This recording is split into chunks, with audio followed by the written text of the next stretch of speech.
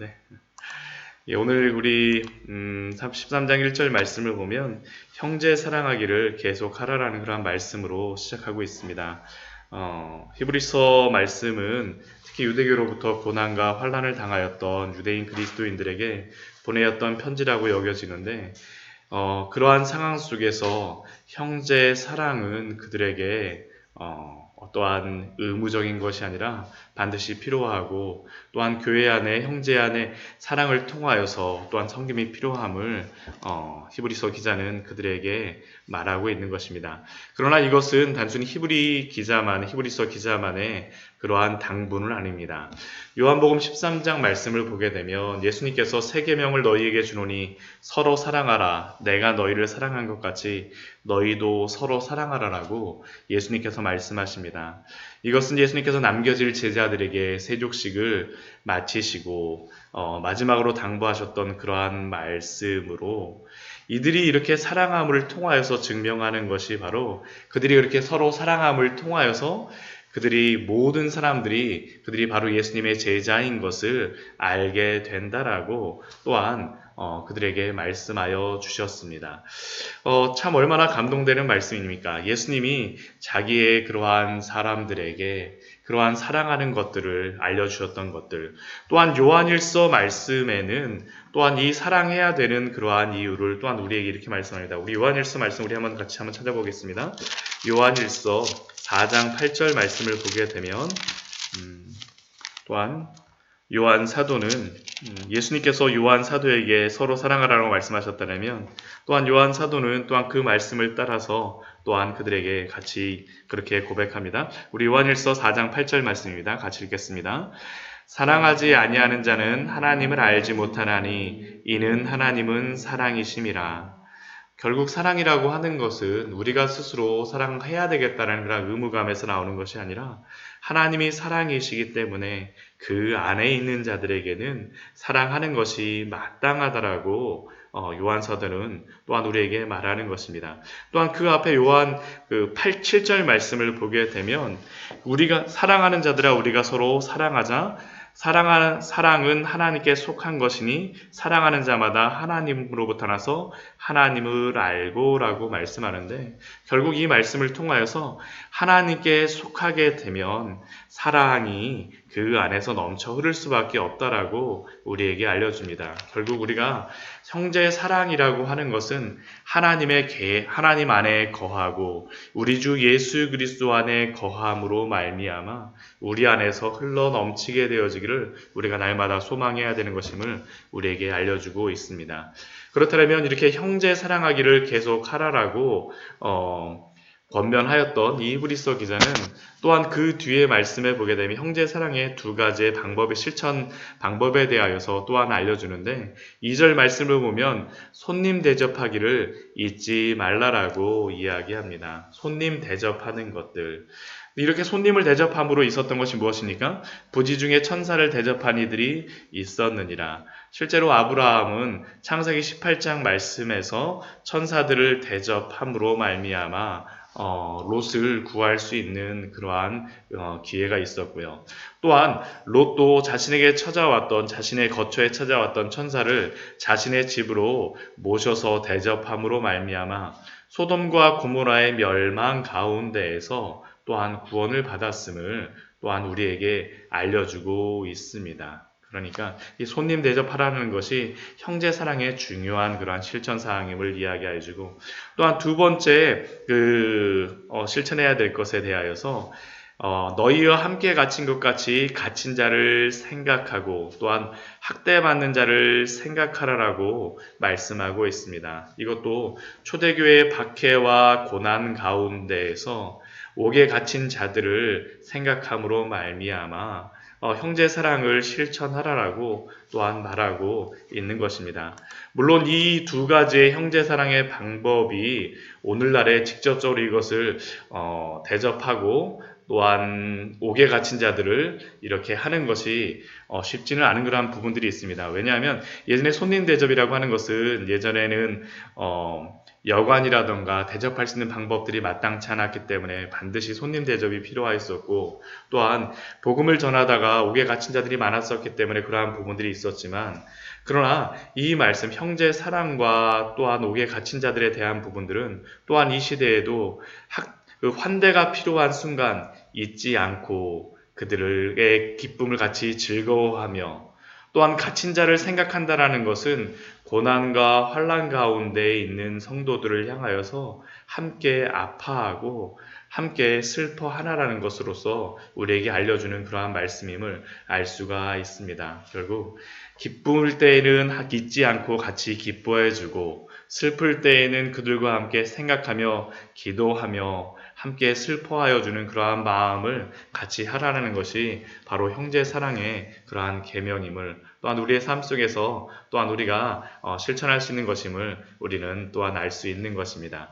그렇다면 이 형제 사랑에 대한 이러한 두 가지의 그러한 중요한 실천 덕목들을 알려주었다면, 이 형제 사랑과 반대되어지는 그러한 또 다른 것들을 그 이후의 말씀에서 우리에게 알려줍니다. 그 4절 말씀에 보면 그것이 무엇이겠습니까? 음행으로서 결혼을 귀히 여기지 않는 그러한 것들입니다. 모든 사람은 결혼을 귀히 여기고 침소를 더럽히지 않게 하라. 음행하는 자들과 간음하는 자들은 하나님이 심판하시리라. 우리가 주일 말씀을 통하여서도 간음하지 말라라는 예수님의 그러한 말씀을 저희가 나누었었는데, 또한 이 히브리서 기자는 형제 사랑하는 자들은 또한 가정 안에서도 그 사랑을 실천해야 됨을, 또한 다른 것을 음행이라든가 음욕을 추구하는 것이 아님을 또한 우리에게 알려줍니다. 또 형제 사랑하는 그러한 형제들이 사람들이 성도들이 또한 잊지 말아야 될 것이 무엇이겠습니까? 돈을 사랑하지 않아야 되는 것입니다. 우리 5절 말씀을 보면 또 그것을 말씀하고 있죠. 돈을 사랑하지 말고 있는 바를 좋게 여기라. 우리의 마음속에 돈을 사랑하는 마음들, 물질을 사랑하는 그러한 마음들, 그러나 그러한 것을 이길 수 있는 방법이 무엇이겠습니까? 있는 바를 족한 줄로 아는 마음들, 자족하는 마음이 있어야 됨을 우리에게 알려줍니다. 그리고 이러한 사람들에게 약속하시는 것이 있습니다. 우리는 돈을 사랑하고 그러한 것들에 대하여서 의지하는 그러한 마음들이, 그러한 마음의 근본적인 것이 무엇이겠습니까? 그 돈이라고 하는 것이 우리를 보호하여 주고 우리를 도와준다라고 생각하지만 13장 5절 후반절의 말씀에 보면 무엇이라고 말씀하시니까, 내가 결코 너희를 버리지 아니하고 너희를 떠나지 아니하리라.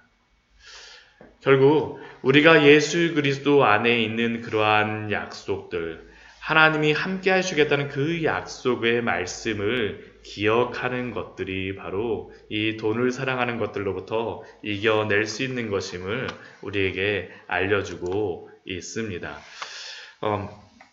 우리 13장 6절 말씀을 보게 되면, 우리가 돈을 사랑하지 않는 그러한 사람들에게 우리가 그러면 돈을 무서워하지 않는다, 돈을 사랑한다는 것은 돈을 무서워한다는 것인데, 그럼 우리가 진정으로 무서워하며 두려워해야 될 분, 그러한 분이 누구겠습니까? 우리 13장 6절 말씀 같이 한번 읽어볼까요? 그러므로 우리가 담대히 말하되 주는 나를 돕는 이시니 내가 무서워하지 아니하겠노라. 사람이 내게 어찌하리요 하노라. 우리가 사람을 두려워하고 돈을 두려워하는 것이 아니라 우리의 참된 도움이신 하나님을 바라보며, 또한 하나님 안에 거하는 것들, 예수 그리스도 안에 거하게 되면 사람이 우리를 어찌할 수 없다라고 우리에게 알려줍니다. 이것은 지금만 아니라 영원히 주시는 그러한 약속입니다. 예수 그리스도에 대한 그러한 약속들. 우리 13장 8절도 우리 같이 한번 읽어보도록 하겠습니다. 예수 그리스도는 어제나 오늘이나 영원토록 동일하시니라. 예수님이 어제나 오늘이나 영원토록 동일하시며 우리를 돕는 이시기에 무서워하지 말고, 사람을 의지하는 것이 아니라, 돈을 의지하는 것이 아니라 예수 그리스도가 날마다 우리와 함께 하심을 기억하라라는 그러한 말씀입니다. 또한 그 9절 이후의 말씀을 보게 되면 우리에게 참된 진리에 바로 서라라는 그러한 또한 교훈들을 우리에게 줍니다. 우리 9절 말씀을 보면 여러 가지 다른 교훈에 끌리지 말라라고 말씀하고 있습니다. 이 여기서 말하는 여러 가지 다른 교훈은 무엇이겠습니까? 참된 복음의 진리에 반대되는 그러한 것입니다. 여러 가지 다른 교훈들. 그런데 이 다른 교훈들을 다른 것을 이야기하는 것이 아니라 우리 9절 후반절 말씀을 보면 음식에 대한 그러한 말씀을 이야기하고요. 또한 10절 말씀에 보게 되면 장막에서 섬기는 자들은 그 제단에서 먹을 권한이 없느니라는 이러한 말씀을 통하여서 다른 교훈과 비교를 하고 있습니다. 이것이 무슨 의미겠습니까? 이스라엘 사람들은 지금도 코셔락을 해서 그들이 먹어야 될 그러한 음식에 대하여서 그들이 정해놓고 먹고 있는데 그들이 그것을 먹는 그러한 이유 중에 하나가 무엇입니까? 그 음식을 먹음으로 말미암아 그들이 거룩한 자가 되고 하나님의 백성이 된다라고 여겨지는데 그것이 아니라 우리가 거룩하게 되어지는 것은 그 예수 그리스도의 그러한 참된 진리, 예수 그리스도를 믿음으로 말미암아 우리가 거룩하게 되어지는 것이고 또한 예수 그리스도가 그 장막에서 모든 그러한 제사의 것들을 다 성취하여 주셨기 때문에 우리가 그러한 것들로 인하여서 거룩하게 되어지지 않는다라는 것이죠. 여러 다른 교훈들은 결국 유대교의 그러한 진리들을 믿는 것, 예수 그리스도와 함께 유대교의 다른 진리들을 같이 더함으로 말미암아 그들이 거룩하게 되어진다라고 생각하는 많은 미혹하는 사람들이 있었는데 그러한 것이 아니라 예수 그리스도의 참된 진리를 따르라라는 것이 바로 다른 교훈을 끌리지 말라라는 그러한 말씀입니다. 그 예수 그리스도가 우리에게 주신 그러한 약속이 무엇입니까? 우리 12절, 우리 13절 말씀 우리 같이 한번 읽어보도록 하겠습니다. 그러므로 예수도 자기 피로써 백성을 거룩하게 하려고 성문 밖에서 고난을 받으셨느니라. 그런즉 우리도 그의 치욕을 짊어지고 영문 밖으로 그에게 나아가자. 결국 우리가 다른 것이 아니라 예수 그리스도의 피로써 우리가 거룩하게 되어졌기 때문에 또한 이 성문 밖으로 나아간다는 것은 대속죄일날 아사셀 염소를 밖으로 내보내는 것인데 예수 그리스도가 우리의 모든 죄를 다 담당하심으로 말미암아 피를 흘리시고 또한 죄의 모든 것들을 우리로부터 다 멀리 하셨기에 우리는 예수 그리스도 안에서 그러한 모든 것들이 다 해결되어졌음을 알려주고 있습니다. 그렇게 우리가 행할 것이 무엇입니까? 우리도 그의 치욕을 짊어지고 영문 밖으로 그에게 나아가자. 우리가 우리 스스로 거룩하게 하는 것은 아니지만 우리가 우리의 죄를 스스로 해결할 수는 없지만 예수님의 제자들로서 예수님이 가신 길을 따라 순종의 길을 가라고 우리에게 알려주고 있습니다. 말씀을 정리하도록 하겠습니다. 오늘 말씀은 형제 사랑하기를 계속하라는 그러한 말씀을 가지고 우리에게 알려주고 있습니다.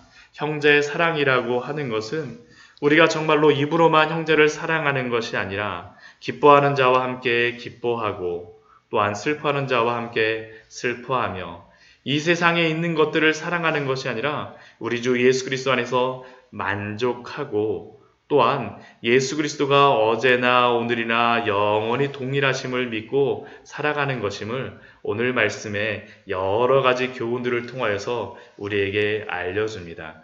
이 예수 그리스도 안에서 오늘도 평안한 하루, 그 기쁨의 하루 보내시는 우리 귀한 성도님들 되시기를 축원합니다. 같이 기도하도록 하겠습니다.